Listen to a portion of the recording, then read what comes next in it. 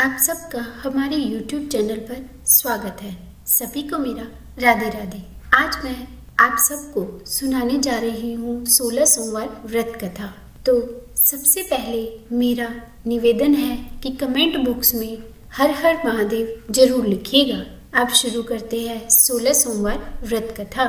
एक बार मृत्युलोक में भ्रमण करने की इच्छा करके श्री भूतनाथ महादेव जी माता पार्वती के साथ पधारे। वहाँ वे भ्रमण करते करते विदर्भ देशांतर्गत अमरावती नाम की अति रमणीक नगरी में पहुँचे। अमरावती नगरी अमरापुरी की जैसी ही सब प्रकार के सुखों से संपूर्ण थी। उसमें वहाँ के महाराज का बनाया हुआ बहुत ही सुंदर शिव जी का मंदिर था। उसमें भगवान शंकर माता पार्वती के साथ रहने लगे। एक समय माता पार्वती ने भगवान भोलेनाथ को प्रसन्न देखकर मनोविनोद करने की इच्छा से कहा कि हे महाराज, आज तो हम तुम दोनों चौसर खेलते हैं। शिव जी ने प्राण प्रिया की बातों को मान लिया और चौसर खेलने लगे। उसी समय वहाँ पर मंदिर में एक पुजारी पूजा करने आया। माता ने पुजारी से प्रश्न किया कि पुजारी जी बताओ, इस बाजी में किसकी जीत होगी? तो ब्राह्मण बिना विचारे ही शीघ्र बोल उठा कि महादेव जी की जीत होगी। थोड़ी देर में बाजी समाप्त हो गई और पार्वती जी की जीत हुई। अब तो पार्वती जी ब्राह्मण को झूठ बोलने के अपराध के कारण श्राप देने को तैयार हो गयी। तब महादेव जी ने पार्वती जी को बहुत समझाया, परंतु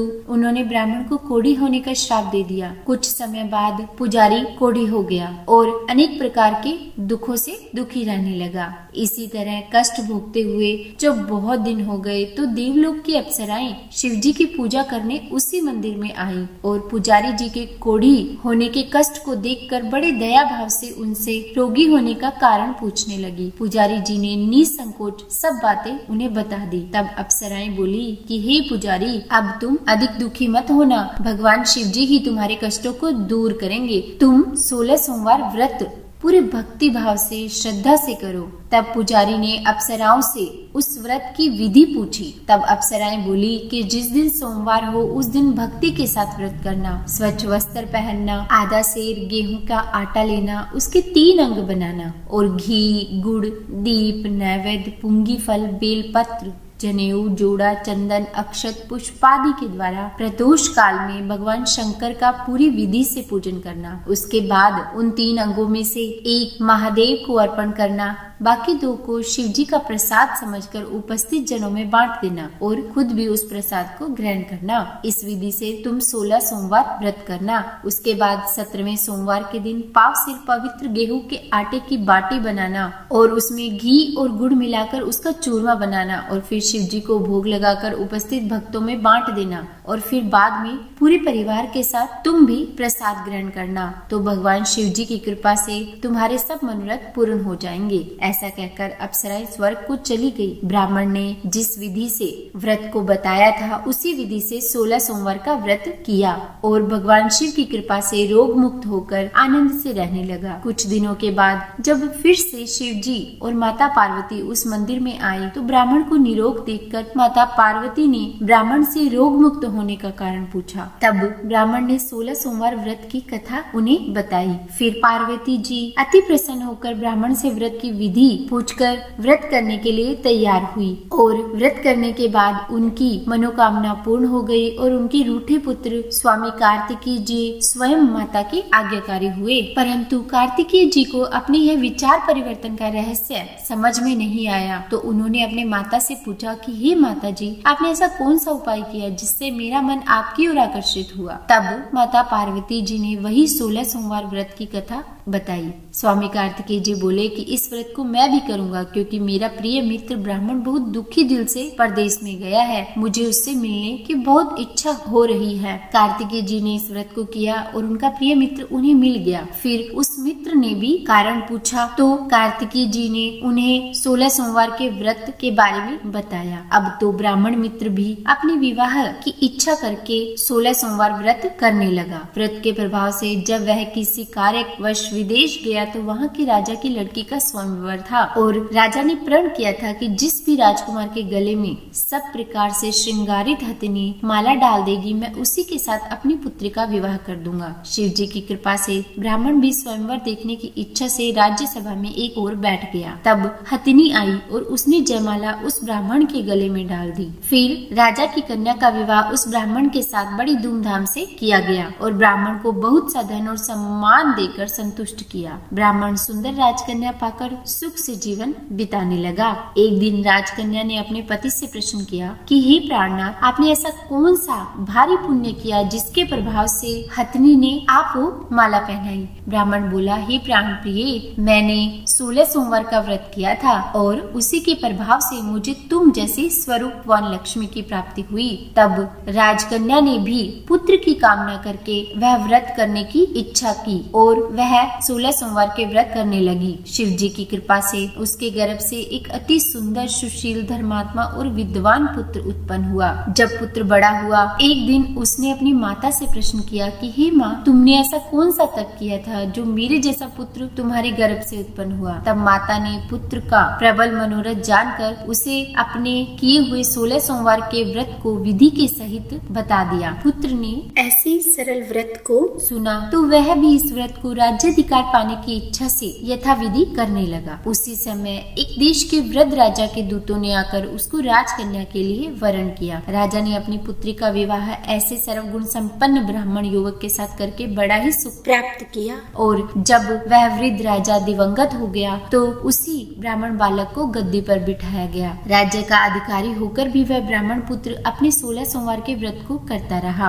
एक दिन जब 17वां सोमवार आया तो ब्राह्मण पुत्र ने अपनी प्रियतमा से सब पूजन सामग्री लेकर शिवालय चलने के लिए कहा, परंतु उसने पूजन सामग्री दास दासियों के द्वारा शिवालय भिजवा दी और स्वयं नहीं गई। जब राजा ने पूजन समाप्त किया तब एक आकाशवाणी राजा के लिए हुई और आकाशवाणी में कहा गया कि हे राजा, अपनी इस रानी को राजमहल से निकाल दे, नहीं तो तेरा सब राजपाट नष्ट हो जाएगा। वाणी को सुनकर राजा बहुत ही दुखी हुआ और अंत में राजा ने उसे अपने यहाँ से निकाल दिया। रानी दुखी हृदय और भाग्य को कोसती हुई नगर के बाहर चली गई। बिना पत्राण, फटे वस्त्र पहने, भूख से दुखी धीरे धीरे चलकर वो एक नगरी में पहुंची। वहाँ एक बुढ़िया सूत काट कर बेचने को जा रही थी। रानी की ऐसी दशा देखकर वह बोली कि चल तू मेरा सूत बिकवा दे, मैं वृद्ध हूँ, भाव नहीं जानती हूँ। ऐसी बात सुनकर बुढ़िया के सर से सूत की गठरी उतार कर रानी ने अपने सिर पर रख ली और जब वह नगरी की ओर जाने लगी तो थोड़ी देर बाद आंधी आई और बुढ़िया का सूत पोटली सहित उड़ गया। बेचारी बुढ़िया बहुत दुखी हुई और उसने रानी को अपने से दूर रहने के लिए कह दिया। अब रानी एक तेली के घर गई तो तेली के सब मटके चटक गए। ऐसी दशा देखकर तेली ने भी रानी को अपने घर से निकाल दिया। इस प्रकार रानी अत्यंत दुख पाती हुई जब नदी के तट पर गई तो नदी का सारा जल सूख गया। उसके बाद रानी एक वन में चली गई। वहाँ जाकर जब वह तालाब से पानी पीने लगी तो उसके हाथ से जल स्पर्श होते ही असंख्य कीड़ामय होकर गंदा हो गया। रानी ने फिर अपने भाग्य को दोष देते हुए उस जल को पी लिया और पेड़ की शीतल छाया में विश्राम करने के लिए सोचा तो वह रानी जिस भी पेड़ के नीचे जाती उस पेड़ के पत्ते तभी गिर जाते। इस प्रकार वन सरोवर की ऐसी दशा देखकर गौ चराते ग्वालों ने यह सब बातें जंगल में स्थित मंदिर में जाकर पुजारी जी से कही और फिर पुजारी जी के आदेश अनुसार ग्वाले रानी को पकड़कर वहां उनके पास ले गए। रानी की मुख कांति और शरीर शोभा देखकर पुजारी जी यह जान गए कि यह अवश्य ही कोई विधि की गति की मारी कुलीन स्त्री है। ऐसा सोच पुजारी जी ने रानी से कहा कि हे पुत्री, मैं तुम्हें अपनी पुत्री के समान रखूंगा, तुम यहीं रहो। पुजारी जी के ऐसे वचन सुनकर रानी को धीरज हुआ और वह आश्रम में ही रहने लगी। परंतु जिस भी वस्तु को वह हाथ लगाती वह वस्तु खराब हो जाती। अगर वह भोजन बनाती तो उसमें कीड़े पड़ जाते, पानी भर के लाती तो उसमें भी कीड़े पड़ जाते। अब तो पुजारी जी भी बहुत दुखी हुए और रानी से पूछने लगे कि हे बेटी, तुमने ऐसा क्या किया था जिससे तुम्हारी यह दशा हुई? तब रानी ने शिव जी की पूजा करने न जाने की बात पुजारी जी को बताई। तब पुजारी जी ने शिव जी महाराज के अनेक प्रकार से स्तुति करते हुए रानी से कहा कि तुम 16 सोमवार के व्रत करो। तब रानी ने विधि पूर्वक व्रत पूर्ण किया और 17वें सोमवार को पूजन के प्रभाव से राजा के हृदय में यह विचार आया कि रानी को गए बहुत समय हो गया है, न जाने कहाँ पर होगी, मुझे उसे ढूंढना चाहिए। और उसने दूतों को उसकी खोज में भेज दिया।